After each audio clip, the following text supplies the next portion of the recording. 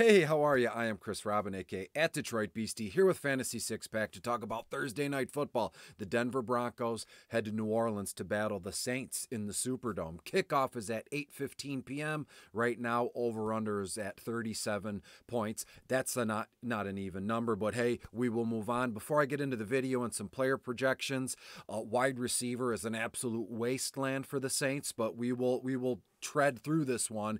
Tight ends are, yeah, I don't know, bad news, but we will make do. And I have a plan here, and it's nothing crazy. Actually, it's very crazy. It's nothing textbook, let's say. It's not a happy story. It's not sunshine and rainbows, but it is Thursday Night Football, and we've gotten away from that, where Thursday night's always been awful and nasty because we've had some good football games, not only in prime time, but Thursday Night Football. But tonight, we go back to the swamp, the sludge of Thursday Night Football. Make sure you get to the website when you get there, fantasy6pack.net. Look around, see what's right for you. You can also text me, email me, DM me, and say, Chris, this is what I'm thinking in terms of the Fantasy Six Pack premium packages. I would say sign up, but make sure you spend a lot of your time in the Discord. Or, this is week 7. This kicks off week 7. A lot of our seasonal dynasty teams, this is a tipping point. We got to go on a run and win some games, or we're going to not necessarily tank on purpose, but we're playing for a purpose. Now that it's week 7, all the resting on our laurels it's got to be done for. So make sure you get there and then tell them Beastie sent you when you do. When we look at this football game, it's an AFC West versus the NFC South. It's a crossover event, like so much of the network channels like to get into. But you have the Broncos playing the Saints, and you got Bo Nix, this young kid, playing Spencer Rattler, a young kid who wasn't the starter to start the season. He was drafted. I remember writing about him, broadcasting about him a little bit when he was in college. He switched up teams, kind of. I lost touch with him or of him. We're not friends, but you can see what I'm getting at. Maybe you don't. When we look at Bo Nix or Spencer Rattler, Bo has been kind of starting to grow, come into his own. He's got back-to-back games with 2 touchdown passes. But the one thing about Bo, I just don't understand, because their head coach, Sean Payton, has always been just a let's air it out. He had Drew Brees all them years, and I'm not comparing Drew Brees to Bo Nix, but the mindset of Sean Payton in an offense, let's just air out the ball. And he's yet to let Bo loose, cut him loose. But Bo's been getting it done, on the ground and in the air, somewhat for DFS purposes. I'm not saying, but actually they've won a few games and they're okay. Bo Nix, 9-4, on DK, 15 grand on FanDuel, 21 to 22 completions, around 240 yards, a touchdown pass. And I have Bo Nix, 5 to 6 carries, 35 to 40 yards, and a touchdown on the ground. So we're going to get that 1-2 touchdown punch from Bo Nix tonight. When we look at Spencer Rattler, the Broncos right now, 4th overall against opposing quarterbacks. But I will say Patrick Surtain II isn't all of the Broncos' defense, but he is one huge mammoth piece of that puzzle, and he's inactive tonight. So that opens up, Cedric Wilson, Bub Means, Mason Tipton. Can you imagine if Surtain was actually playing? I would say fade all of the Saints wide receivers. But I have an idea. It's not a good one, but I have an idea. Spencer Rattler, 20 to 21 completions, around 200 yards. That's ambitious in terms of passing yards, 1 touchdown, and you're looking at 10 to 12 yards on the ground with 2 or 3 carries. And again, Denver, they're allowing the 4th fewest points to opposing quarterbacks. So Rattler could be in for a tough night, or will he kind of build on what he did last week? It was an admirable kind of move from Spencer last week. When we look at the running backs, it's all about Alvin Kamara. Kamara against the Denver Broncos. They're 17th overall against opposing running backs. 18 carries, 70 yards, 4 to 5 receptions for another 40 yards. So to me personally, all the over player props you can get with Alvin, I'm going to take them. I don't have them in front of me. I trust that you do. You'll put it, you due diligence and look into Alvin Kamara. But he's looking for his 5th straight 100-yard all-purpose game. I think it happens, that this offense is going to have to just absolutely run through Alvin Kamara tonight. Funnel passes and runs, and we go from there. When you look at, Jamal Williams, He left Detroit a few years ago. Big anime guy. It's a DFS video. Why am I giving you his particular? Well, he is probably 5'10". He's, what is he, 200 pounds. He likes anime, likes walking on the beach. He's got a couple dogs, made all that up. But Jamal Williams, well, I would prefer the young kid, Kendra Miller. Let's see what he's got in the tank because he hasn't played at all. So he should have a full tank. $5,000 on FanDuel, 2-4 on DK, 2 to 3 carries, 10+ yards, a reception or two, anywhere between 5 to 8 yards.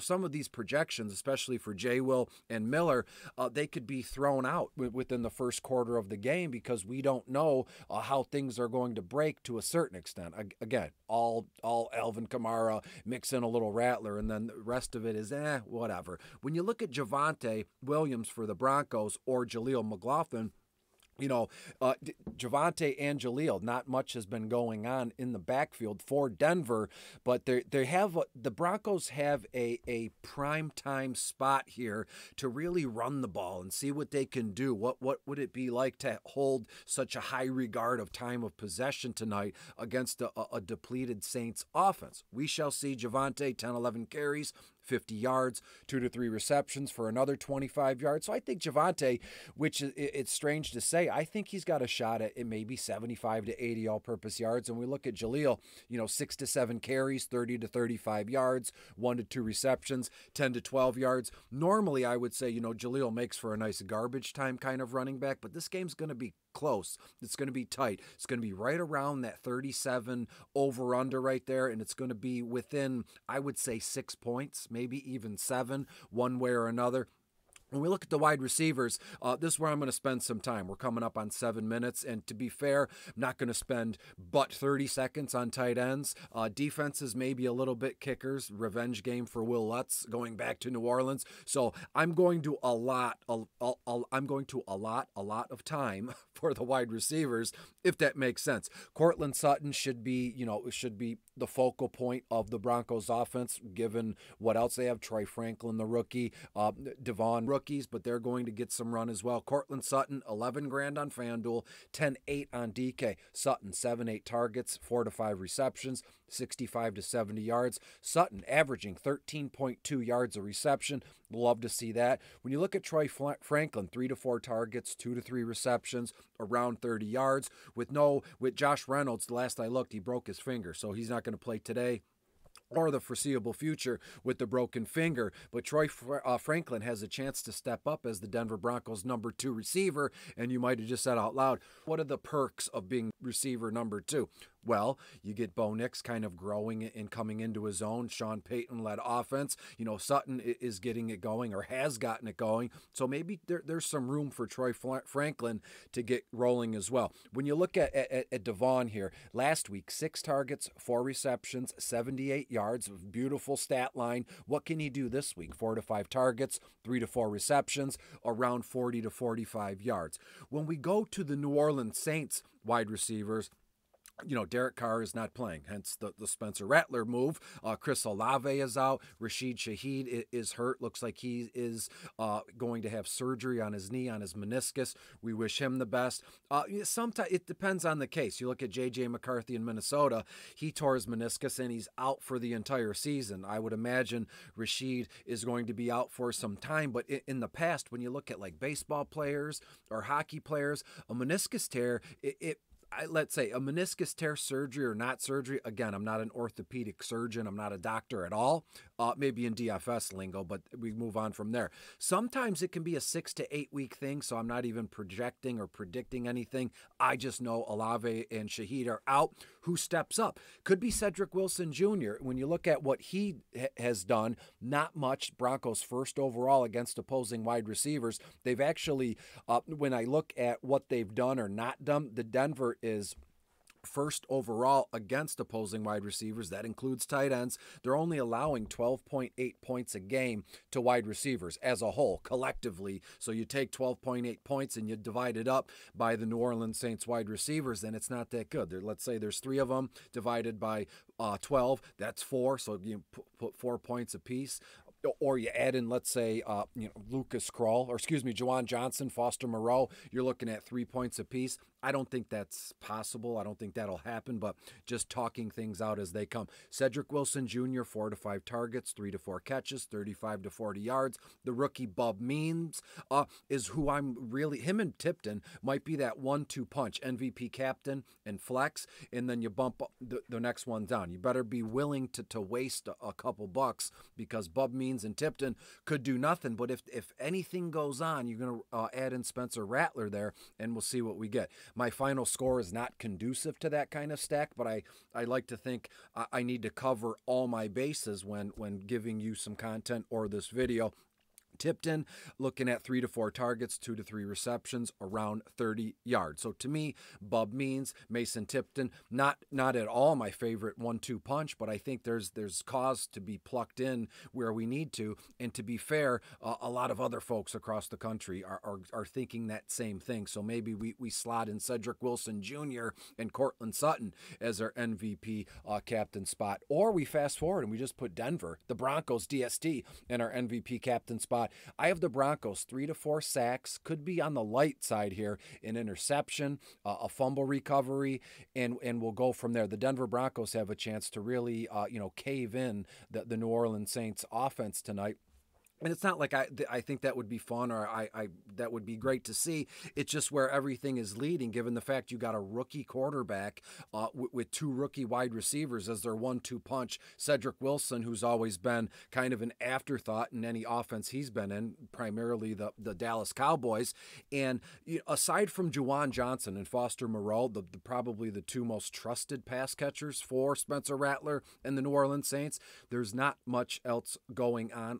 Actually, I take that back. Alvin Kamara obviously is in play, but can one guy change the outcome of a game? Yes and no. Not here for an ethics class or to debate with anybody, but hey, this is the way I'm looking at it. Will Lutz, revenge game going back to New Orleans. He was their kicker for years. Or you get Blake Grupe, looks like an 8th grader. We all saw the tweet or the social media post.